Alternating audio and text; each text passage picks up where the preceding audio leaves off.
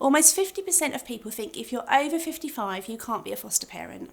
As a rule, fostering service providers prefer foster parents to be over 21 years old, but legally, you can apply to foster from the age of 18 years, dependent on your ability and circumstances. There is no upper age limit, and many foster parents continue well into their 70s. What is important is that you are fit enough to care for a child or young person who is placed with you, and the majority of foster parents are in their 40 to 60 year age bracket. There is no regulation or requirement that you need to be married to foster. You can be married, in a civil partnership, single, separated, divorced, or even living together. If you are living together, then most fostering providers would like you to have been together for at least a 2-year period. Your sexual orientation or gender identity has no bearing on your ability to provide a loving, nurturing, and safe environment for a child or young person. The above should never be a barrier to you applying to foster. Most fostering service providers will require you to have a spare bedroom for a child or young person that you foster. There is, however, no regulatory requirement for foster children over the age of 3 to have their own bedroom. National minimum standards state that a child over the age of 3 years should have their own bedroom, where this is possible, taking into account the child's wishes and feelings. Your accommodation, be it owned or rented, would be an important part of your fostering assessment process, but you do not need to own your own home. You will need to have the necessary space and stability to offer a nurturing and safe environment for children and young people placed with you. You can foster if you have children of your own. Fostering involves the whole family and will affect and impact on your children in different ways. The children of foster parents play a key role, and depending on their age and ability, they will be included in the fostering assessment process. Sometimes it can be tough for children who find themselves sharing their parents with other children and young people.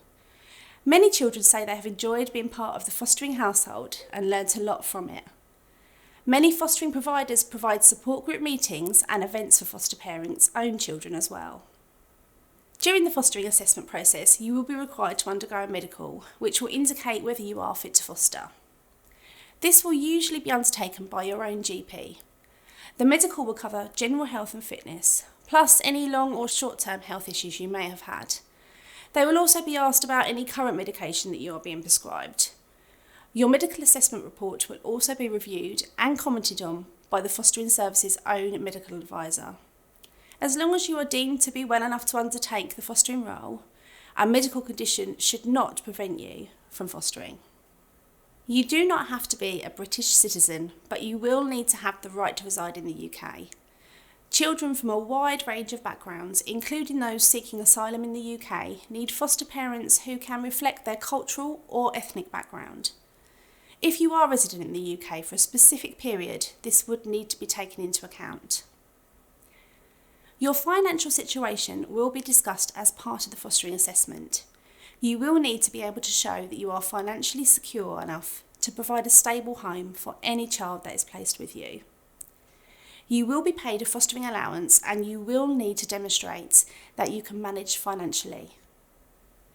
All fostering applicants and those living in the fostering household are required to complete an enhanced disclosure with the DBS, Disclosure and Barring Service. The outcome of this will indicate whether you or members of the household have committed any offences which would prevent them from working with children and young people. You must declare any criminal convictions when you first apply to foster, and the fostering service dealing with your application will be able to advise you as to whether you are likely to be approved as a foster parent. Like any family, many foster families also have pets. Pets can support an environment for children and young people to thrive.